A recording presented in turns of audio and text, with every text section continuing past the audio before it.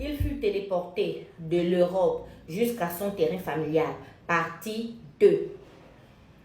Junior a remarqué le matin, alors qu'il dormait, il a entendu des sons, il a entendu des voix, il a entendu des grincements. Il a remarqué le matin que son argent qu'il avait économisé avec tant d'efforts et son visa, donc son passeport, ont été déchiquetés par des rats. Les rats n'ont pas touché les autres documents qui étaient dans le tiroir. Les rats n'ont pas touché les autres papiers qui étaient dans le tiroir. C'est comme si les rats ont été mandatés pour venir manger seulement l'argent et détruire le passeport du petit Junior. Junior est devenu comme malade. Il est sorti, a commencé à crier à ses parents. Les rats, les rats, les rats ont mangé, les rats. Les parents ont dit, mais tu croyais que quoi? Il n'allait pas manger ça. Quand tu es venu nous dire, tu pensais que les rats n'allaient pas les manger. Ça, il a dit que comment ils peuvent me parler comme ça?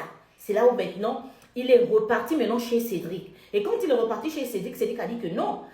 Mais réveille-toi, Junior. Là, tu es dans un problème spirituel. Tes parents, ta famille, là, ceux qui te gardent là au terrain familial, là, tes oncles, là, tes tantes, là, tes grands-mères, là, ne sont pas simples. Comment ils se réjouissent de ton malheur et ils disent que c'est normal que les rats mangent.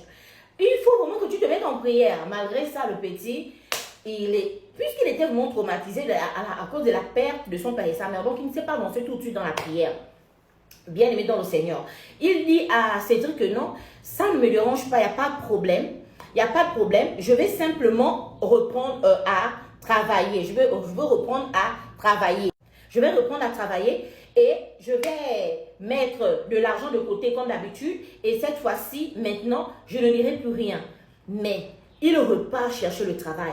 Les petites bricoles qu'il faisait à gauche et à droite, dans le but d'économiser de l'argent, dans le but d'avoir un peu d'argent pour survivre et d'économiser également comme il avait fait la première fois. Bien aimé, tout est resté verrouillé. Il ne trouvait plus d'emploi. Tout où il allait, on le rejetait. Il va là-bas, on le rejette. Mais finalement, qu'est-ce qui se passe? Il repart encore chez Cédric. Que Cédric, même les petits boulots, je n'arrive plus à trouver. Cédric lui dit que mais c'est que tu n'arrives pas à comprendre. C'est qu'on t'a tout verrouillé en fait. Il ne veut plus que tu travailles. Viens, je t'amène chez mon pasteur. Voilà comment Cédric emmenait le petit Junior chez le pasteur. Le pasteur arrivait là-bas, commençait à prier pour lui, pour que le Seigneur ouvre les portes, pour que le Seigneur le délivre et tout. Et voilà que Dieu a exaucé son serviteur. Junior a trouvé un travail. Il a recommencé maintenant à travailler, à mettre l'argent de côté. Il a refait encore le visa et tout le passeport. Il a mis de l'argent de côté. Cette fois-ci, il a dit, bon, mon erreur a été d'annoncer à la famille qui se trouve au terrain familial mon départ. Cette fois-ci, je ne dirai plus rien. Il a prié, il est venu à la maison, il a gardé son argent. Il a fait son sac la veille. Il n'a adressé la parole à personne. Il a fait son sac la veille. Bien aimé dans le Seigneur. C'est comme je vous dis toujours que l'ennemi, en fait, il se sert de nos informations afin de nous contrer. Mais s'il n'a aucune information de nous, il ne pourra rien. Il a fait le sac la nuit. Très tôt le matin, la convocation c'était à 5 heures. Il est sorti furtivement. Donc le voilà, il sort, mais il regarde un peu à gauche, à droite. Regardez s'il n'y a pas quelqu'un, un oncle qui est là dehors, qui va le regarder bien, l'oncle qui le regarde par la fenêtre. Il est parti rapidement à l'aéroport. Il est monté dans l'avion. Dès qu'il est monté dans l'avion, c'est ce moment-ci, il a dit, oh Seigneur, merci. Enfin. Voilà comment il est arrivé en France. Comme tous ses papiers étaient bons, il a commencé à apprendre dans l'université qu'il avait choisie. Il a mis de l'argent de côté, naturellement. Et il a trouvé un boulot le soir. Le soir, il était gérant dans une supérette, etc. Et voilà qu'il a fait la connaissance, il était tellement sympa. Il a fait la connaissance d'une belle jeune femme qui venait également de temps en temps faire des courses dans ce supermarché. Et ils se sont liés d'amitié et cette amitié a abouti à une relation amoureuse. Et voilà que la fille en question dit non, puisque moi je travaille déjà, Junior, ce n'est pas mieux que toi, tu viennes me trouver, comme ça on vit ensemble et tout. Moi je t'aime trop, tu es gentil, tu es sympa, tu sais respecter une femme. Ok, pas de problème. Il a laissé où il vivait, il est parti rester chez la fille. Et voilà comment il disait à la fille que moi ça me gêne de rester chez toi, moi je suis un homme, c'est moi qui dois te loger et tout. Elle a dit il n'y a pas de problème, mais en entendant que tu finisses tes études, tu vis là-bas chez moi et tu travailles à la supérette, ok. Voilà comment les jours passèrent. Un bon jour, il reçoit maintenant les appels de son oncle qui lui dit que, ah, petit, Allô, petit, petit. Donc, tu es parti, tu ne nous as pas dit un petit. Mais là, c'est fort, hein? C'est fort quand même, parce que nous, tes oncles, on n'a pas dit notre dernier mot. Mais il faut quand même nous envoyer l'argent de temps en temps. Il a dit non, tonton, moi, ici, là, je ne savais pas encore, je me cherche et tout. Vu qu'il n'avait pas changé le numéro de téléphone, bien aimé dans le Seigneur. Il n'a pas changé le numéro de téléphone. Donc, les parents l'harcelaient tous les jours maintenant au téléphone. Jusqu'à ce qu'une nuit maintenant, il va dormir, et il parlait avec sa femme et tout. Après, il est parti dormir. Donc, c'était sa fiancée. Il n'était pas encore marié.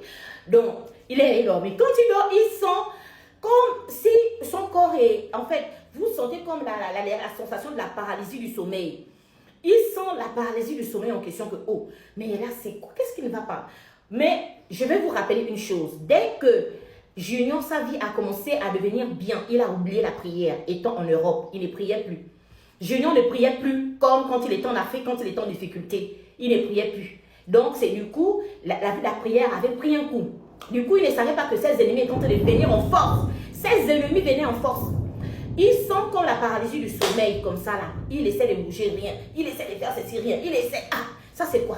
Le matin comme ça là, sa chérie lui a dit, bon, je pars et tout. Sa fiancée lui a dit, je pars au travail et tout. Et lui maintenant, quand il se lève, bien aimé dans le Seigneur, il essaie de mettre de se lever pour aller se brosser, enfin, d'aller à l'université, etc. Dès qu'il arrive, il met les pieds à l'extérieur comme ça là. Il apparaît où? Dans le terrain familial en RDC. Quelqu'un qui est en France. Il n'en revenait pas. Il a crié, ce n'est pas possible. Il se touche comme ça. C'est un rêve, ce n'est pas la réalité. Il se mord même.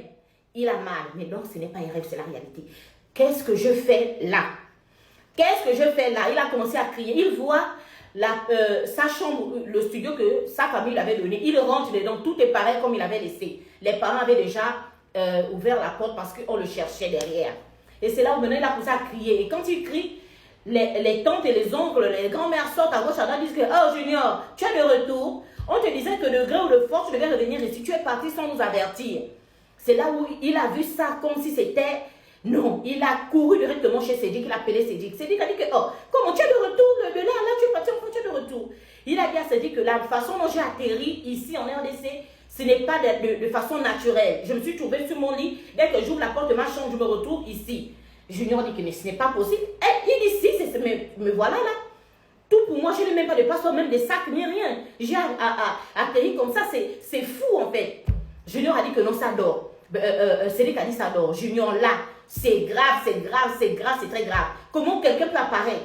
Qu'est-ce que tu vas dire à ta fiancée qui est là-bas en France? Elle ne va pas croire parce qu'eux, ils ne croient pas les choses de la sorcellerie comme ça. Là, pour eux, quelqu'un ne peut pas apparaître comme tu as paru comme ça là ici. Hein? Tu vas dire quoi? Qu'est-ce que tu vas lui dire? Junior a dit que, je vais l'appeler. Dès qu'il essaie d'appeler comme ça là, il explique la situation. Elle dit non, c'est faux, ça n'existe pas. Comment tu peux apparaître? C'est là où on a dit que non, pour la preuve, va rapidement à la maison. Tu vas voir que tout pour moi est là-bas, mes papiers, mes sacs, tout. Je n'ai rien pris, je ne sais pas ce qui s'est passé. Je me suis retrouvée ici. C'est lui qui lui a posé une question. Mon ami, est-ce que tu as gardé la même vie de prière que tu avais avant de partir? Junior a bougé la tête. Non, il dit, mais voilà, c'est ça le problème avec vous les chrétiens. Quand Dieu commence à agir, il commence à vous bénir, vous oubliez Dieu.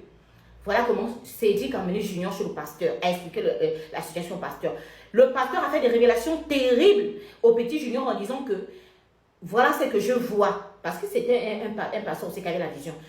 Tes parents, ton père et ta mère ont été tués dans un accident par les membres de ta famille qui sont terrain familial là. C'était un sacrifice. Ils sont dans un cercle de sorcellerie fort, mon petit. C'est là où ton combat doit commencer.